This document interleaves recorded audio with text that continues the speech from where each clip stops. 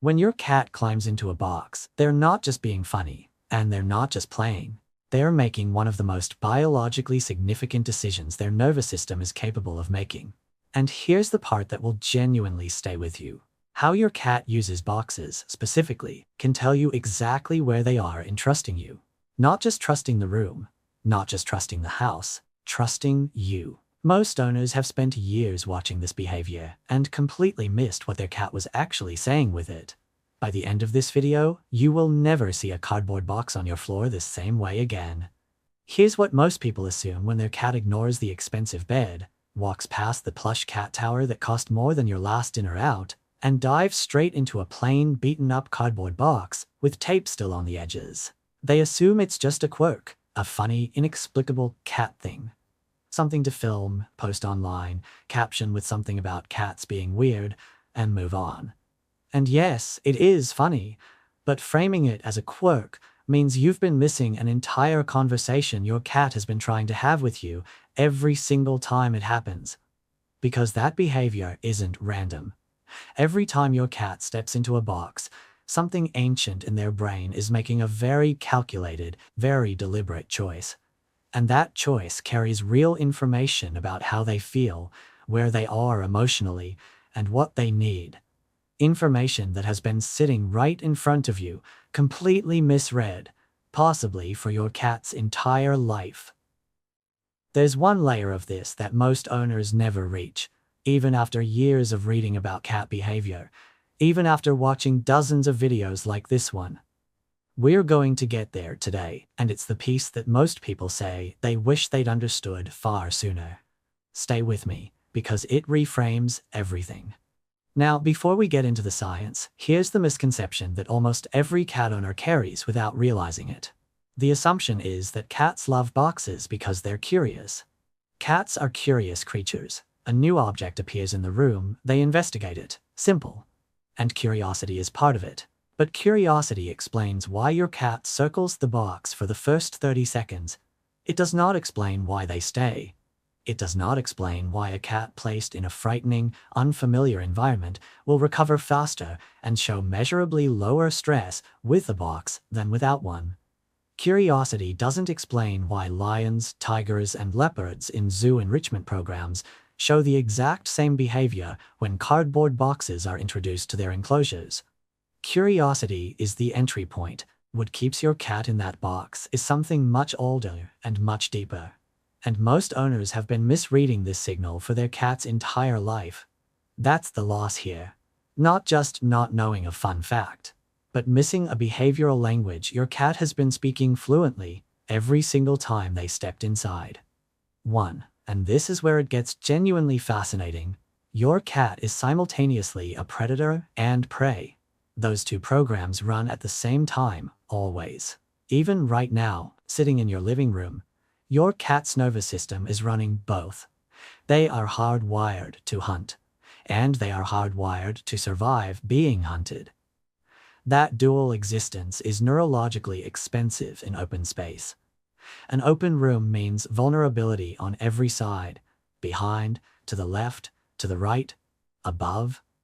Your cat's brain is quietly, constantly running threat assessments across all of those angles, not because they actually believe a predator is coming through your kitchen, but because the wiring that kept their ancestors alive for millions of years does not simply power down because you live in a third-floor apartment.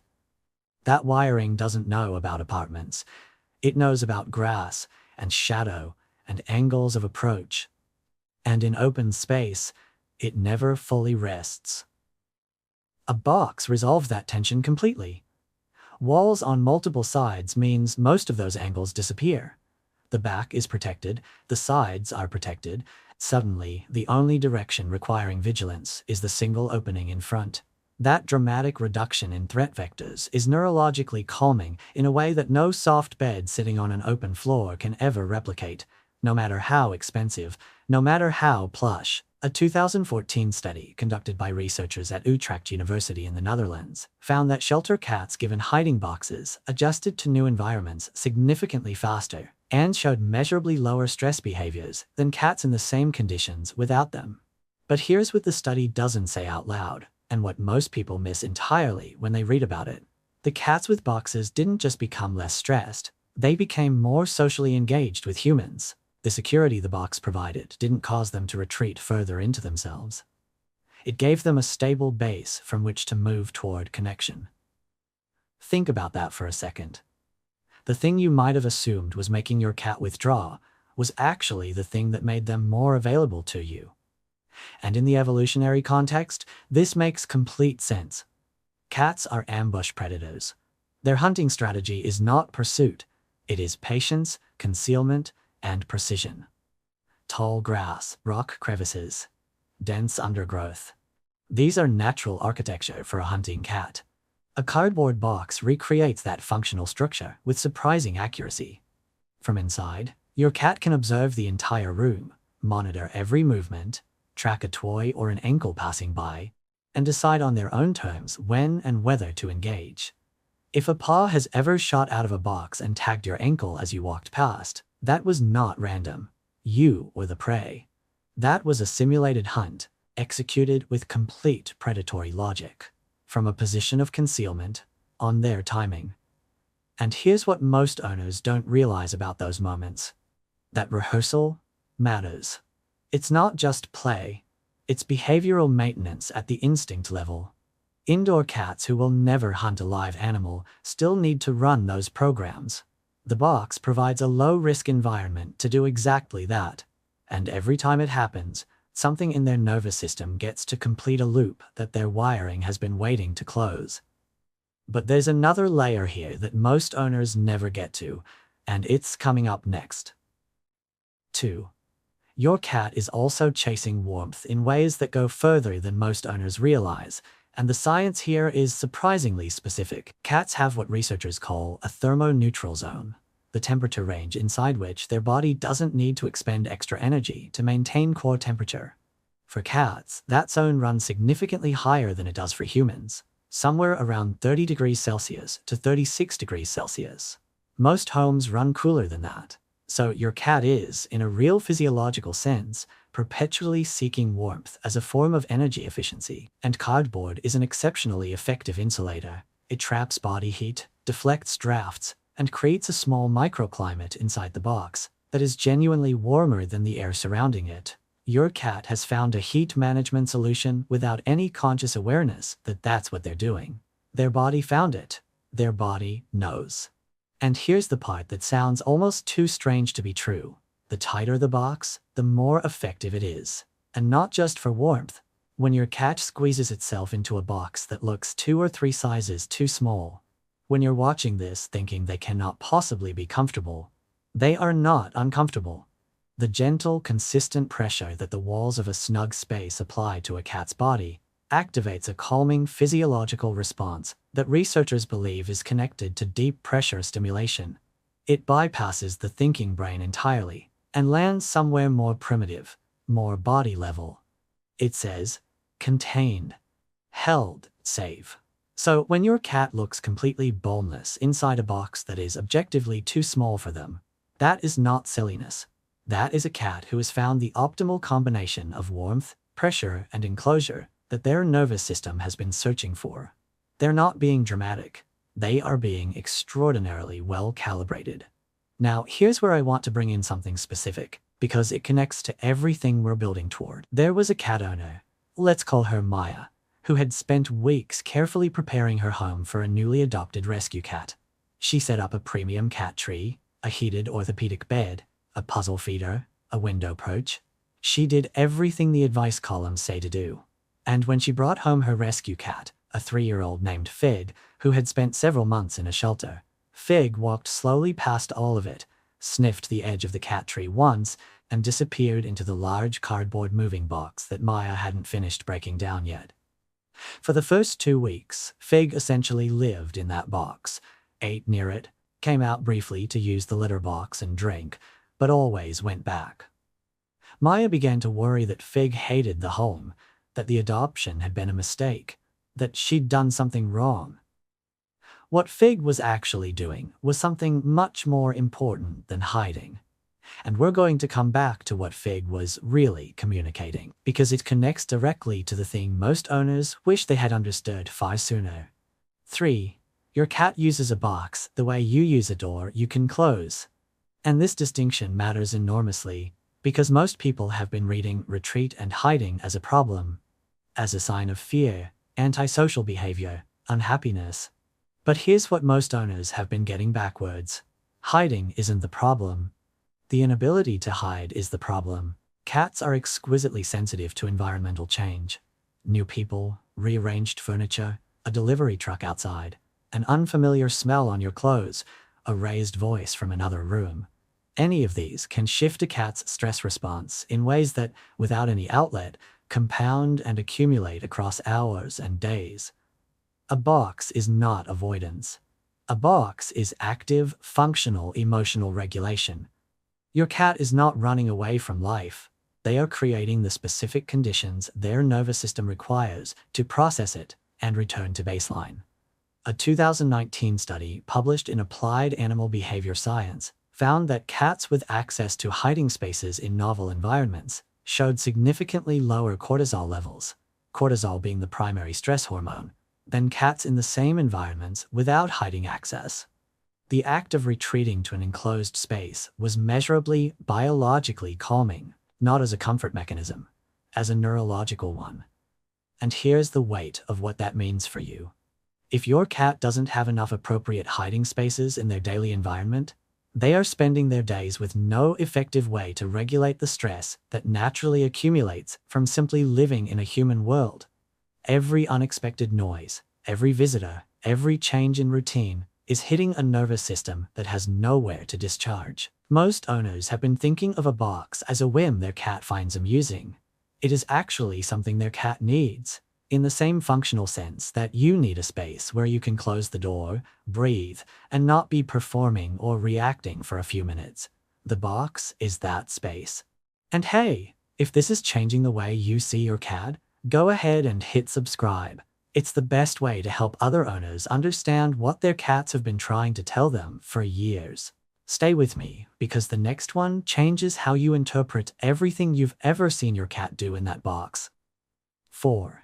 Your cat is a territorial animal in ways that most people dramatically underestimate, and the box becomes something very specific within that framework. Even the gentlest, most relaxed indoor cat is mentally mapping their space into functional zones at all times. This is the sleeping area. This is the observation post. This is the hunting zone. This is the retreat. Territory for a cat isn't purely about ownership. It's about knowing.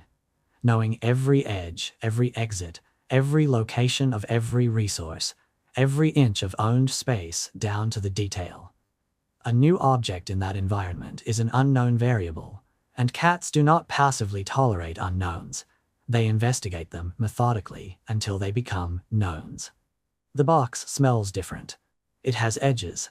It has an interior dimension that didn't exist in the room yesterday. Your cat's brain flags it immediately and sends them to assess it. And was there inside? That assessment is already shifting into ownership.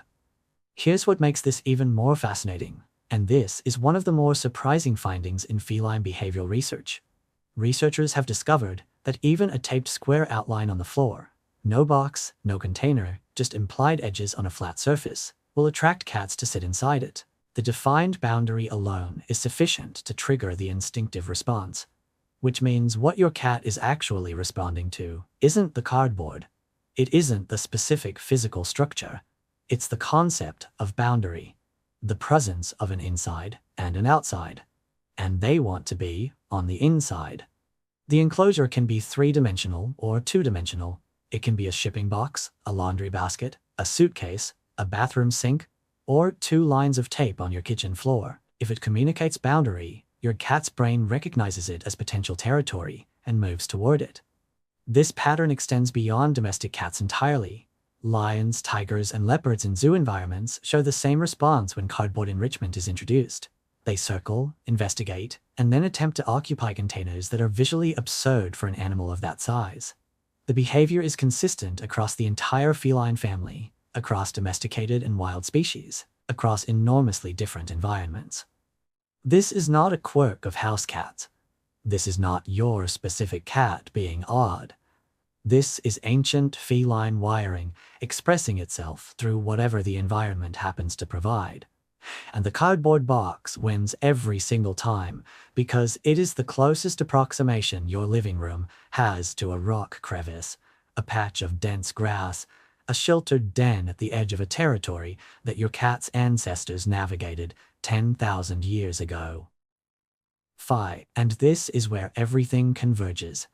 This is the thing most owners wish they'd understood sooner, and this is what I was hinting at right at the beginning of this video.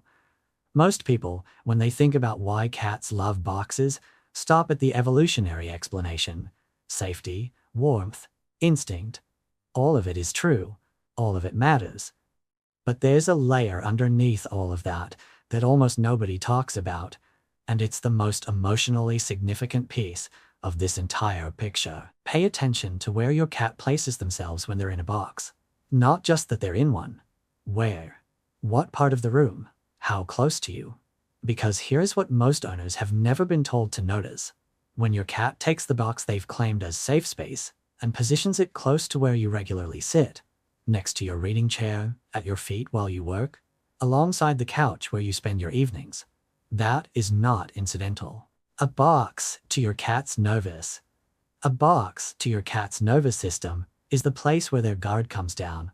It is where the constant dual program of predator and prey relaxes its grip, even fractionally. It is where their body stops performing vigilance and allows something closer to genuine rest. That is their most unguarded state. And when your cat chooses to be in that state, in that most vulnerable, most open condition, in the physical space where you are present, that is not casual proximity. Your cat's nervous system has made a calculation, below conscious thought, that you are part of what makes that space safe. Not neutral, not tolerated, specifically, actively trusted. Remember Maya and Fig? After nearly 2 weeks of Fig living almost entirely inside that cardboard moving box, something shifted. Maya noticed that the box had moved. Not across the room, just a few feet. She assumed she'd bumped it, but over the following 2 days, the box moved again. And then again. Maya watched more carefully and realized Fig was doing it. Nudging it, repositioning it incrementally over the course of hours, until the box sat directly beside the couch where Maya read every evening. Fig had not warmed to the cat tree. Fig had not started using the orthopedic bed, but Fig had spent 2 weeks quietly doing the most important work a newly rehomed cat can do, assessing whether the human in the environment was safe. And then Fig had repositioned their safe space to be next to that human. Every evening after that, while Maya read, Fig sat inside the box beside her, not making eye contact, not asking for attention, just there. In the most vulnerable state Fig's nervous system could access, right next to the person Maya had been afraid Fig would never trust. That was not a cute moment to post online. That was a behavioral declaration. That was Fig saying, in the only language available to them, "You passed. You're part of where I'm safe now." Most owners who've experienced something like this never knew what they were witnessing, because nobody told them to look for it. And that's the loss. Not just missing information, but missing the moment your cat decided you were their person. Missing the declaration entirely. 6. And this is where I want to leave you. The next time your cat leaps into a cardboard box, you now know every layer of what's happening. Their nervous system is resolving the predator-prey tension that never fully sleeps. Their body is seeking warmth and physical pressure that signals safety at a level below conscious experience. Their brain is assessing, then claiming, then owning a new piece of the territory they share with you. And when that box ends up repositioned next to where you sit, when your cat curls inside it and half closes their eyes while you are nearby, that is not your cat ignoring you. That is your cat trusting you with their most unguarded self. Not performing affection, not asking for anything, just choosing to be at their most open, They're most resting in the place where you are. The box isn't something your cat finds amusing. It never was. It's the architecture of their safety. And when they build that architecture next to you, you are part of what holds it up.